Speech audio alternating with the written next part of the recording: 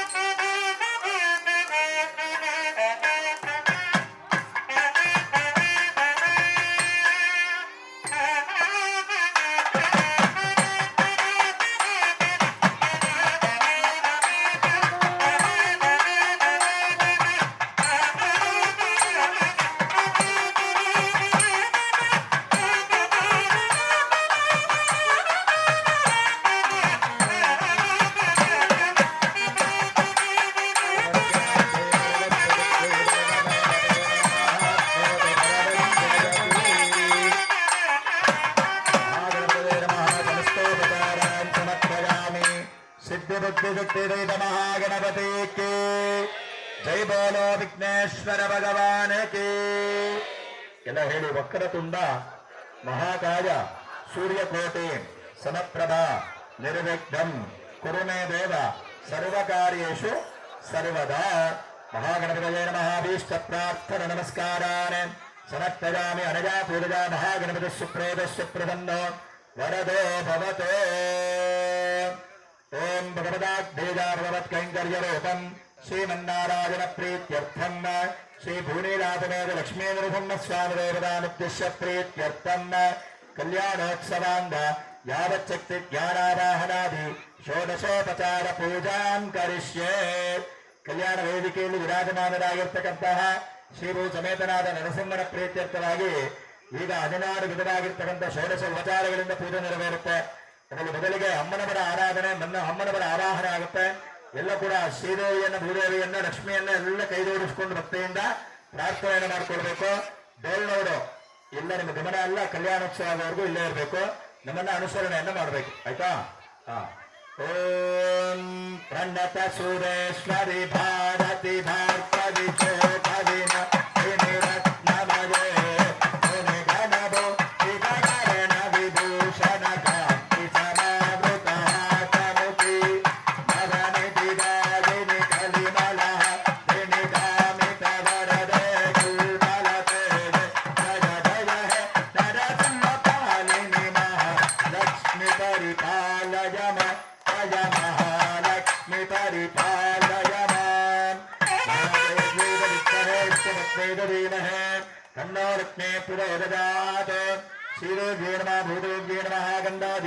ಸಕಲಾರಾಧನೈಃ ಸ್ವಾರ್ಥಿತಂ.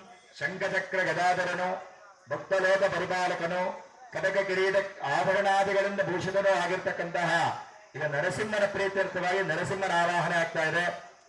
ಎಲ್ಲ ಕೂಡ ಕೈ ಜೋಡಿಸಿಕೊಂಡು ಆ ನರಸಿಂಹನಲ್ಲಿ ಎಲ್ಲ ಭಕ್ತಿಯಿಂದ ಪ್ರಾರ್ಥನೆಯನ್ನು ಮಾಡ್ತಕ್ಕಂಥದ್ದು. ಓಂ ಪಾಪ ಪಾಶ ಮೋಚನಂ ವಿರೋಚನೆಂದು ಲೋಚನಂ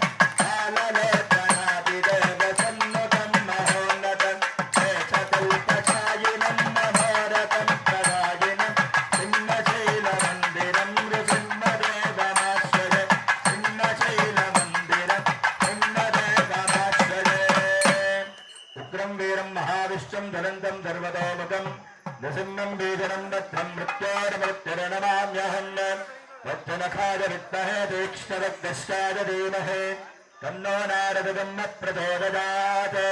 श्रीलक्ष्मी नृसिंहपरब्रह्मणे नमः. इदमासनमिदमर्चनम्. श्रीभूतमेतरस्मै नरसिंहस्वामिने नमः. त्याजामि ध्यानम्. ओम श्रीमत्तजोनिधिनिकेतन चक्रबाणे भोगीन्द्रभोगमनिरञ्जित पुण्यमूर्ते योगी जजाश्वत जनन्य भवाप्तिपोत श्रीलक्ष्मी नृसिंहमदेहि करावलम्बम्. ध्यायामि ध्यानं समर्पयामि आवाहयामि तत्पदमादरं समर्पयामि. दिव्यपादारविन्दयोः पाद्यं समर्पयामि. हस्तारविन्दयोः अर्घ्यमर्घ्यं समर्पयामि. मुखे आचमनमाचमनं समर्पयामि. स्तपयामि. शुद्धोदकस्नानं समर्पयामि. स्नानाङ्गमाचमनं समर्पयामि. वस्त्रार्थं पुष्पाणि समर्पयामि. प्रवेदार्थं पुष्पाणि समर्पयामि.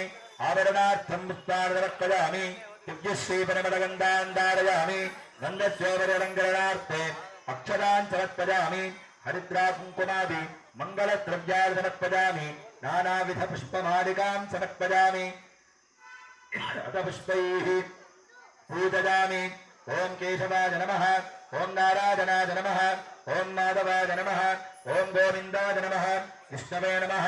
मधुसूदनाय नमः. त्रिविक्रमाय नमः. वामनाय नमः. श्रीधराय नमः. ऋषिकेशाय नमः. पद्मनाभाय नमः. दामोदराय नमः. संकर्षणाय नमः. वासुदेवाय नमः. प्रद्युम्नाय नमः. अनिरुद्धाय नमः. पुरुषोत्तमाय नमः. नारसिंहाय नमः. अच्युताय नमः. जनार्दनाय नमः. उपेन्द्राय नमः. हरये नमः. श्रीकृष्णाय नमः. श्रीलक्ष्मी नृसिंहपरब्रह्मणे नमः. नानाविधनामार्चन पूजां समर्पयामि. दिव्यपरिमळ धूपवाग्रापयामि.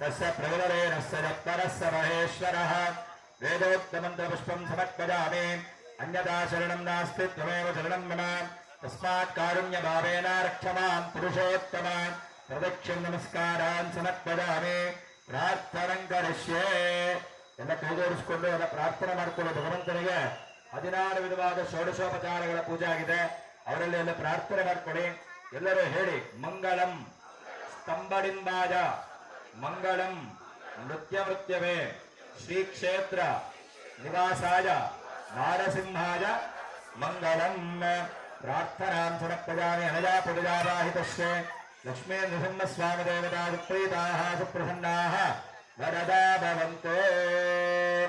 ಈಗ ಭಗವಂತನಾದ ನರಸಿಂಹನಿಗೆ ವಿಶೇಷವಾಗಿರ್ತಕ್ಕಂಥ ಪರ್ವಕಾಲದಲ್ಲಿ ಈಗ ವಿಶೇಷವಾಗಿರ್ತಕ್ಕಂಥ 16 ವಿಧವಾದ ಷೋಡಶೋಪಚಾರಗಳ ಪೂಜೆ ಆಗಿದೆ. ಈಗ ರಾಜೋಪಚಾರ ಪೂಜೆ ನೆರವೇರುತ್ತೆ. ರಾಜಛತ್ರಿ, ರಾಜಚಾಮರ, ರಾಜವ್ಯಜನ, ರಾಜಧ್ವಜ, ರಾಜ ಪತಾಕ, ರಾಜ ದರ್ಪಣವನ್ನ ದೇವರಿಗೆ ಅರ್ಪಣೆಯನ್ನ ಮಾಡ್ತಾ ಇದ್ದಾರೆ. ಎಲ್ಲ ಕೂಡ ಕೈಜೋಡಿಸಿಕೊಂಡು ಭಕ್ತಿಯಿಂದ ಪ್ರಾರ್ಥನೆಯನ್ನ ಮಾಡ್ಕೊಳ್ಳಿ. ಓಂ ರಾಜಾಯ ಪ್ರಭಜ್ಯದಾಹಿನೇ ನಮೋ ಭಜವೈದೇಶ್ವರನಾಮ ಸಮೇತ ಭಾಂಕಾಮಕಾಮಾಜನಜ್ಞಂ ಕಾಮೇಶ್ವರೋ ವೈದೇಶ್ವರನೋ ದದಾತ ರಾಜಾದಿರಾಜ ಶ್ರೀಭೂಮಂಡಲಾಧೀಶ್ವರ ನರಸಿಂಹಸ್ವಾಮಿನೋ ನಮಃ ರಾಜಚಕ್ರಂ ಸಮರ್ಪಯಾಮಿ ಕಾಮೇಶ್ವರೋ ವೈದೇಶ್ವರನೋ ದದಾತು ಕುಬೇರಾಜ ವೈಶ್ವರನಾಯ ಮಹಾರಾಜಾಯ ನಮಃ ರಾಜಾದಿರಾಜ ರಾಜೀವಲೋಚನಾಯ ನಮಃ ರಾಜಚಾಮರೇಣ ಬೀಜಯಾಮಿ. ಓಂ ವಾಯುರ್ವಾಪಾಮಾಯತನಂ ಆದದನವಾನ್ ಭವತಿ ಯೋ ವಾಯೋ ರಾಜದನಂ ವೇದ ಆದದನವಾನ್ ಭವತಿ. ರಾಜಾದಿರಾಜ ಶ್ರೀಭೂಮಂಡಲಾಧೀಶ್ವರ ಅಖಿಲಾಂಡಕೋಟಿ ಬ್ರಹ್ಮಾಂಡಾದಿನಾಯಕ ನರಸಿಂಹವರ ಬ್ರಹ್ಮಣೇ ನಮಃ ರಾಜಚಾಮರೇಣ ವೀಸಯಾಮಿ. ये पथां पदरक्षयाैव मृदाजव्यतः ये तेत्थानपदरं दृगावन्तो निषङ्गिणः. श्रीस्वामिने नमः ध्वजपताकं दर्शयामि. यन्मे वर्चः परागतमात्मानमुपतिष्ठते इदं तत्तु नराददो दीर्घायुत्वाय वर्चसे. राजदत्तनं दर्शयामि अनेन चक्रचामरव्यजनत्वजपदाकादि राजोपचार पूजा राजनविधानेन भगवान् सर्वात्मकः गुरुवंशे लक्ष्मी नृसिंहस्वामि देवता सुप्रीताः सुप्रसन्नाः वरदा भवन्तु.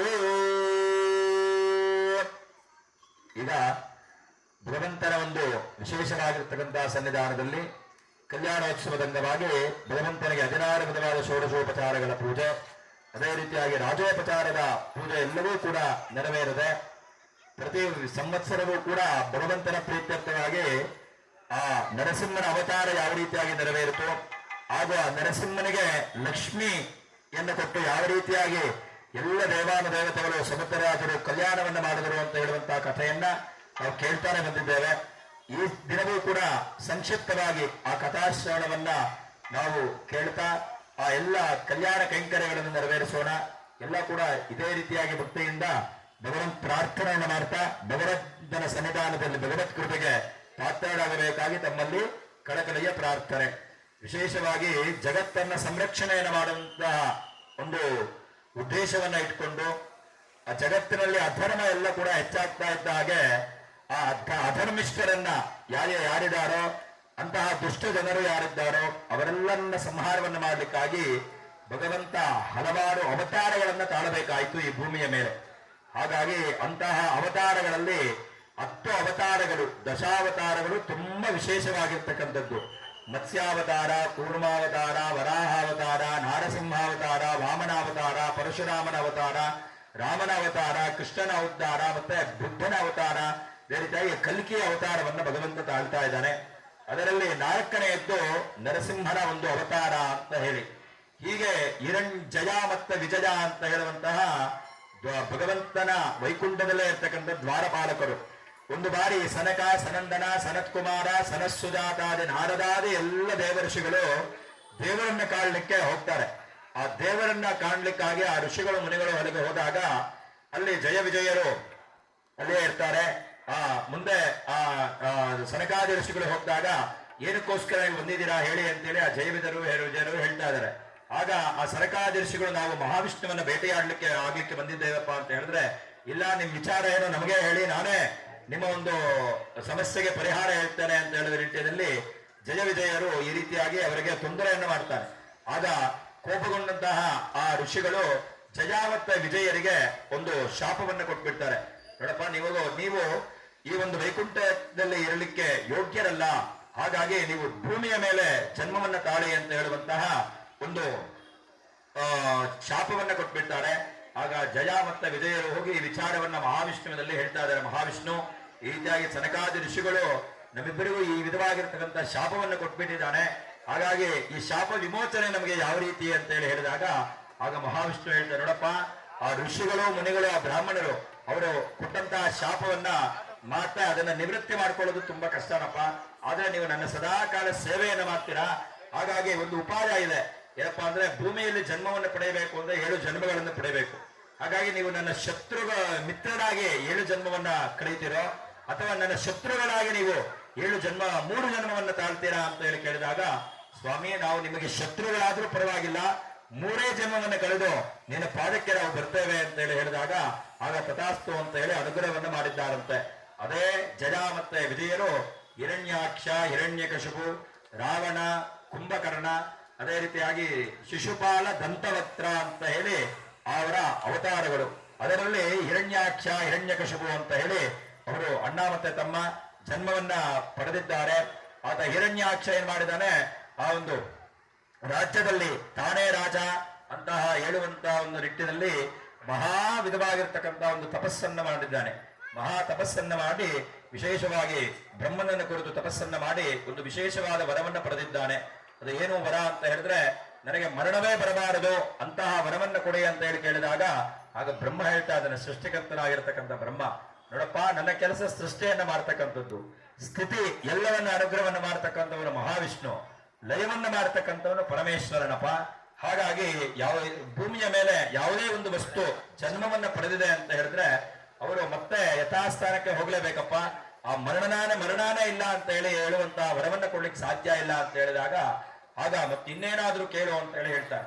ಆಗ ಹಿರಣ್ಯಕಶಿಪು ಹೇಳ್ತಾ ಇದ್ದಾನೆ, ಸ್ವಾಮಿ, ನಾನು ಈಗಾಗಲೇ ನನ್ನ ಅಣ್ಣನನ್ನ ಆ ವರಾಹನಿಂದ ಕಳೆದುಕೊಂಡಿದ್ದೇನೆ, ಆ ವರ ಅಂತ ಹೇಳಿ ಹೇಳ್ತಾ, ಹಾಗಾಗಿ ನನಗೆ ಮನೆಯ ಒಳಗಡೆನೂ ಮರಣ ಬರಬಾರದು, ಮನೆಯ ಹೊರಗಡೆನೂ ನನಗೆ ಮರಣ ಬರಬಾರದು, ಆಯುಧಗಳಿಂದಲೂ ನನಗೆ ಮರಣ ಬರಬಾರದು, ನಿರಾಯುಧದಿಂದಲೂ ಮರಣ ಬರಬಾರದು, ನನಗೆ ಸಂಧ್ಯಾ ಕಾಲದಲ್ಲಿ, ಪ್ರಾತಃ ಕಾಲದಲ್ಲಿ, ರಾತ್ರಿಯಲ್ಲಿ, ಹಗಲು ರಾತ್ರಿ ಈ ವಿಧವಾಗಿ ನನಗೆ ಮರಣ ಬರಬಾರದು ಅಂತ ವರವನ್ನ ಕೊಡು ಅಂತ ಹೇಳಿ ಕೇಳಿಬಿಟ್ಟಿದ್ದಾನೆ. ಸರಿ ಆಯ್ತು ಅಂತ ಹೇಳಿ ತಥಾಸ್ತು ಅಂತ ಹೇಳಿ ವರವನ್ನ ಕೊಟ್ಟಿದ್ದಾನೆ.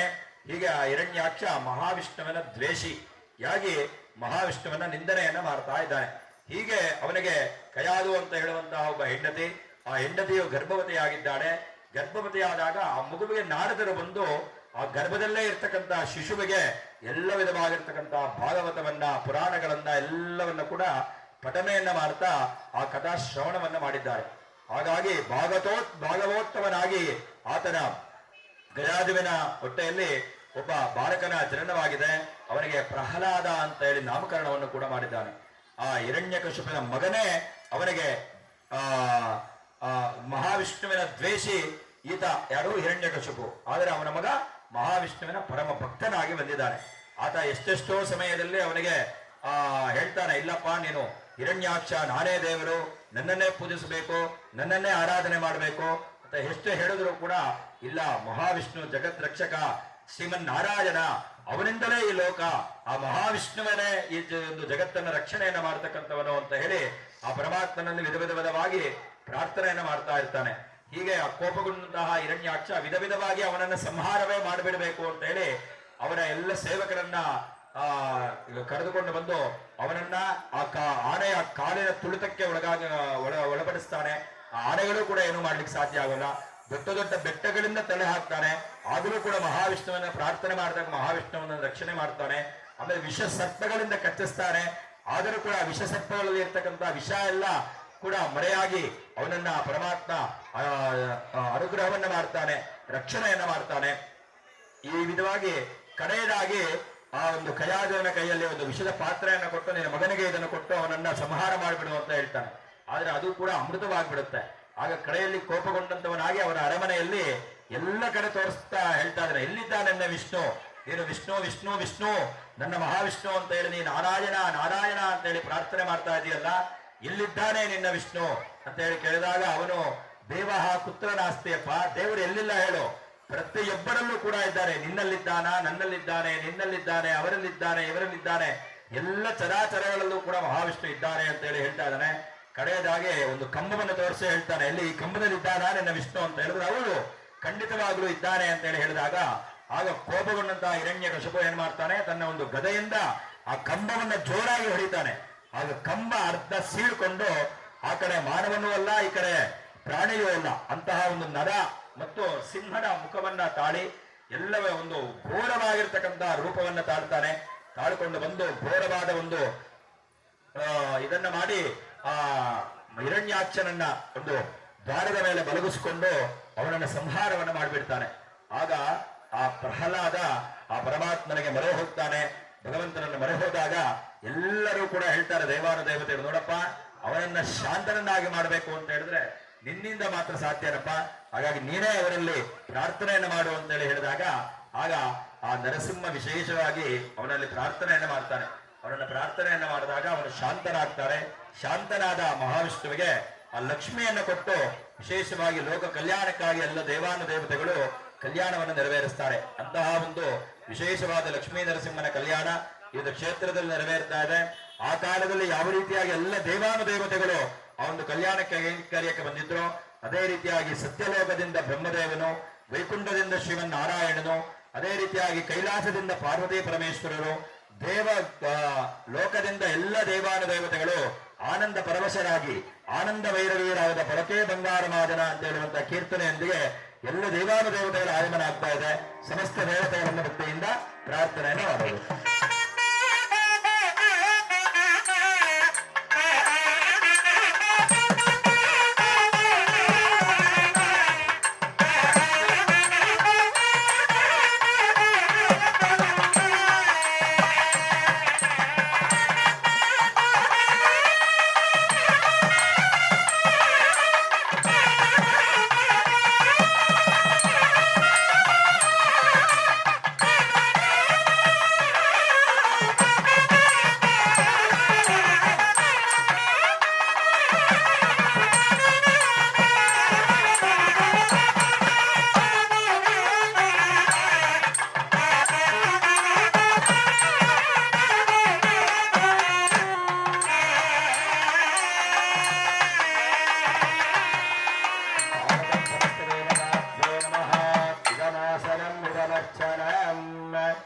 ಎಲ್ಲ ದೇವಾನುದೇವತೆಗಳು ಬಂದು ಈಶಾನ್ಯದಲ್ಲಿರತಕ್ಕಂಥ ಆಕಾಶ ಸಿಂಹಾಸನದಲ್ಲಿ ಸಿಂಹಾಸನಾರೂಢರಾಗಿದ್ದಾರೆ. ಈಗ ಇಲ್ಲಿ ಕಲ್ಯಾಣ ಕೈಂಕರ್ಯಗಳು ನೆರವೇರ್ತಾ ಇದೆ. ಕಾಶಿ ಯಾತ್ರೆಯನ್ನೆಲ್ಲ ಮುಗಿಸಿಕೊಂಡು ಬಂದಿರತಕ್ಕಂತಹ ಶ್ರೀಮನ್ನಾರಾಯಣ ಆ ಭಗವಂತನ ಒಂದು ಆಗಮನ ಕಾಲದಲ್ಲಿ ಇರ್ತಕ್ಕಂಥ ಎಲ್ಲ ದುಷ್ಟ ಶತ್ರುಗಳು ನಿವೃತ್ತಿಯಾಗಲಿ ಅಂತ ಹೇಳಿ ಶಾಕುನ ಮಂತ್ರವನ್ನ ಹೇಳಿ ಭಗವಂತನನ್ನ ಇಲ್ಲಿಗೆ ವಿಶೇಷವಾಗಿ ಬರಮಾಡಿಕೊಳ್ತಾ ಇದ್ದಾರೆ. ಎಲ್ಲ ಕೂಡ ಭಕ್ತಿಯಿಂದ ಆ ನರಸಿಂಹದೇವರನ್ನ ಪ್ರಾರ್ಥನೆಯನ್ನ ಮಾಡೋದು. ವೈಕುಂಠಾತ್ ಏತತ್ಮಾರ್ಗವದ್ಯ ಸಂಸೂಚಿತ ದುಷ್ಟಶಾಕುನಾದಿಮಾದಾನುವೃತ್ಯರ್ಥಂ ವಿವಾಹ ಶಾಕುನ ಮಂತ್ರಾನ್ ವಾಚಯನ್ ಓಂ ಹರಹವಂ ಪರಿಹವಂ ಪರಿವಾದಂ ಪರಿಕ್ಷತಂ ದುಸ್ವತ್ಥಂ ದುರದಂ ದಕ್ಷಸತ್ಯೋಜಾಮ್ಯಹಂ ಅನಹೋತಂ ಪರಿಹೋತಂ ಜಗುಣೇತ್ಯದಶಾಕುನಂ ಹೃದಸ್ಯ ಶತಮಕ್ಷಜಾತಕ್ಷಸತ್ಯೋಜಾಮ್ಯಹಂ ಆರಾತ್ತೆ ಹಗ್ಗರಸ್ತಾರಾತ್ಕರುಜರಸ್ತುತೆ ನಿರಾತೆ ತ್ವಾಪುಪರಿಷತು ಸ್ವಸ್ತುತೇಸ್ತು ವನಸ್ಪತೆ ಸ್ವಸ್ತು ಮೇಸ್ತು ವನಸ್ಪತೆ ನಮಸ್ಯ ವೃತ್ಸದೆ ರುದ್ರಾಯ ನಮೋ ರುದ್ರಾಯ ಜಗತ್ಸದೆ ಗೋಷ್ಠವಸಿ ನಮಸ್ತೆ ಅಸ್ತು ಮಾಮಾಧಿಗೋಸೆ ಸುಗಸಿನ ಸುವಕ್ವ ನಮಸ್ತೆ ಅಸ್ತು ಮಾಮಾಧಿಗಂ ಸೀವಿ ಉದ್ವಾದೇವ ಜಗನೇತಾಮಗಾಲಿದ ಬ್ರಹ್ಮಪುತ್ರ ಜಗದವನೇತು ಜಗಂಸಸಿ ಸ್ವಸ್ತಿನ ಶತುರೇ ಅಸ್ವತ್ರದಿನ ಸುಮನಾಮರ ವಿವಾಹಾಗಾರೋ ಮೇತ್ಯಾಪಾದೋ ಪ್ರಕ್ಷಾಳ್ಯ. ಈಗ ದೇವರಿಗೆ ಆಗಮನದಲ್ಲಿ ಪಾದವನ್ನು ತೊಳೆದಿದ್ದಾರೆ. ಈಗ ಆಚಮನವನ್ನು ಮಾಡಿಸ್ತಾ ಇದ್ದಾರೆ. ಅರ್ಚಕರು ಎಲ್ಲ ಪ್ರಾರ್ಥನೆ ಮಾಡಿ ಓಂ ಋಗ್ವೇದಾಯ ಸ್ವಾಹ, ಯಜುರ್ವೇದಾಯ ಸ್ವಾಹ, ಸಾಮವೇದಾಯ ಸ್ವಾಹ, ಅಥರ್ವಣವೇದಾಯ ನಮಃ, ಯಥಾ ಸುಹೋ ಲೋಕ ಕಲ್ಯಾಣ ಅರ್ಥಂ ಭಕ್ತಾನಾಂ ಈಶ್ವರ ಪ್ರದಾಯಕತ್ವದರ್ಥಂ ದೇವಾಲಯ ದಿನೇ ದಿನೇ ಉತ್ತರೋತ್ತರಾಭಿವೃದ್ಧ್ಯರ್ಥಂ ಮಹಾಲಕ್ಷ್ಮೀ ಮುಕ್ತಹೇಜತೆ ಶ್ರೀ ನಾರಸಿಂಹ ಸ್ವಾಮಿ ಸಂಕಲ್ಪಯಿತ್ವಾ. ನೋಡಿ ಆ ನರಸಿಂಹದೇವರು ಬಹಳ ವಿಶೇಷವಾಗಿ ಸನ್ನಿಧಾನದಲ್ಲಿ ಸಂಕಲ್ಪವನ್ನು ಮಾಡಿದ್ದಾರಂತೆ. ಏನಂತ? ನನ್ನ ಭಗವದ್ ಭಕ್ತಾದಿಗಳು ನನ್ನ ಸೇವೆಯನ್ನ ಭಕ್ತಿ ಶ್ರದ್ಧೆಯಿಂದ ಮಾಡಿ ನನ್ನ ಸೇವೆಯನ್ನು ಮಾಡ್ತಾ ಇರ್ತಕ್ಕಂಥ ಎಲ್ಲ ಭಗವದ್ ಭಕ್ತಾದಿಗಳಿಗೆ ವಿಶೇಷವಾಗಿರ್ತಕ್ಕಂಥ ಫಲವನ್ನ ಅನುಗ್ರಹವನ್ನ ಮಾಡಲಿಕ್ಕಾಗಿ